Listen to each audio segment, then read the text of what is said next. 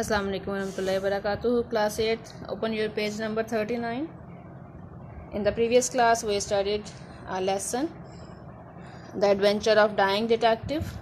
The first half lesson we finished then. It's a story of Sherlock Holmes, how he captured a criminal in a very interesting way. He just pretended to be sick, and that person came to see him, how he is going to die. And now we'll continue our story and complete it today. It was with a sinking heart that I re-entered Holmes' bedroom. To my enormous relief, although his appearance was as ghastly as ever, he seemed greatly improved. "He is coming," I told him. "Admirable, Watson. You can now disappear from the scene. There is just room behind the head of my bed, Watson." "My dear Holmes," I protested, "I fear there is no alternative, Watson. The room doesn't have any other place of concealment. There are the wheels, Watson. Quick, man, and don't budge. Whatever happens, just listen with all your ears."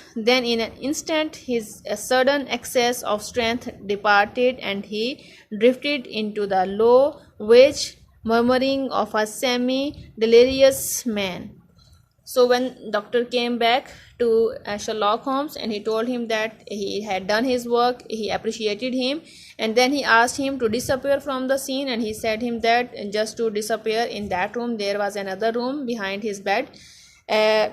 The Dr. Watson did not want to go there, but he said him that it's a necessity to go there, and just don't make any type of the sound and don't make any type of the movement, and just listen what will be happen in the room.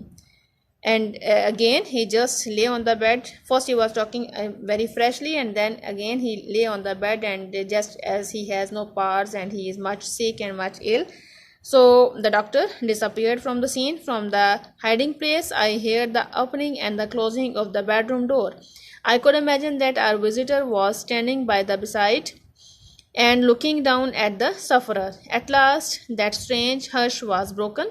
A hush means here silence. So the doctor was noticing that the person entered the room, and first there was a silence for a few moments, and then the silence was broken. "Holmes," he cried, "can't you hear me? Holmes!" There was a rustling as if he had shaken the sick man roughly by the shoulder. It means that on the arrival of that visitor, Sherlock Holmes just lay on the bed motionless, and he just pretend that he is not listening the person, and he has much fever and he is much weak. So the person just shook him by his shoulder. "Is that you, Mr. Smith?" He just showed him that. "Oh, you arrived here," Holmes whispered. "It's very good of you to come. Very noble of you. Help me. I am very sick." Our visitor sniggered. "Do you know what is the matter with you?" "The same," said Holmes. So the person asked him, "Do you know what's the problem with you?" So the same, said the Holmes. Holmes also said that the person that, "Do you know what's the problem with me?" "Well, I shouldn't be surprised, Holmes. Poor Victor was a dead man on the fourth day. It was certainly, as you said, very surprising that he should have contracted an Asiatic disease in the heart of London, a disease too of which I had made such a very special study. Very smart of you to notice that, but rather uncharitable to suggest that it was cause and effect. I know that you did it." "Oh, you did it? Oh, you did you? Well, you couldn't prove it anyhow." So here the person who came here to visit Sherlock Holmes, he said him that he was telling him about a person. His name was Victor. He said that before 4 days that person died, and he died because of the disease that I know very well about the disease, and he died in the center of London. And he said that which I had made such a very special study. He told that I had much studied about that disease, and you noticed that. He said to Sherlock that you are very smart and you noticed all that, and you pointed out that I am actually the killer. So he replied that I knew that you did it. So he said, "Oh, you did you? Well, you couldn't prove it anyhow. He said that if you find out that I am the killer, but you cannot prove it. I heard the rasping, labored breathing of the sick man. Give me the water, he gasped. You are precious near your end, my friend, but I don't want you to go till I have had a word with you.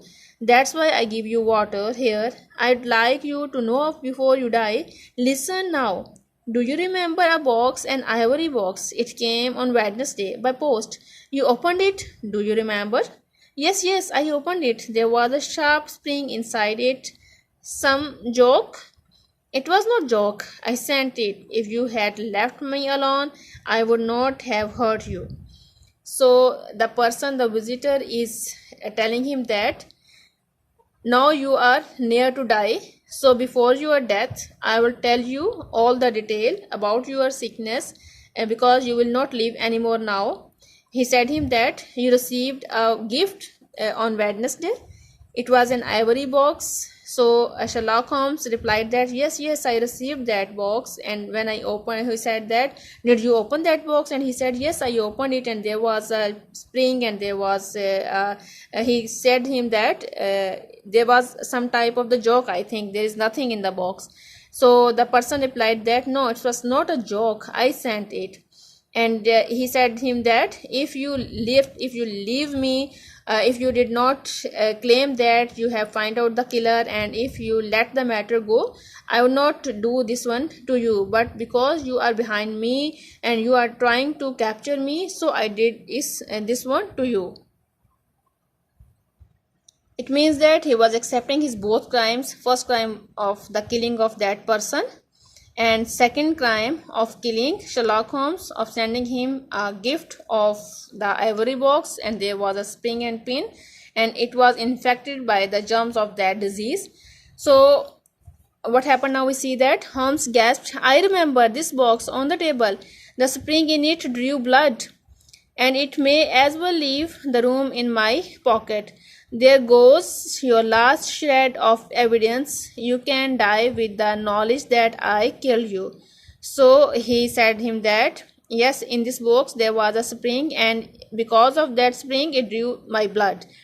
So he said, the person said, the visitor said that it may as well leave the room in my pocket. There goes your last shred of the evidence. He said that your last evidence is also finished, and now you are near to die, and I am telling you that, I am giving you the knowledge that I also killed you. Now you are near to die. Holmes' voice had sunk to an almost inaudible whisper. What is that? Said Culverton Smith. Turn up the gas. Anything else? Light a candle. I nearly called out in my joy and excitement. Holmes was speaking in his natural voice. There was a long pause, and I felt that Culverton Smith was standing in silent amazement, looking down at my companion. So the scene is now totally changed. When he accepted all his crime, immediately the tone of Sherlock Holmes is changed. First he was just talking just like a very sick patient and the person who is on his last moments, but now his tone is quite changed, and he is quite talking in an excitement and his natural voice.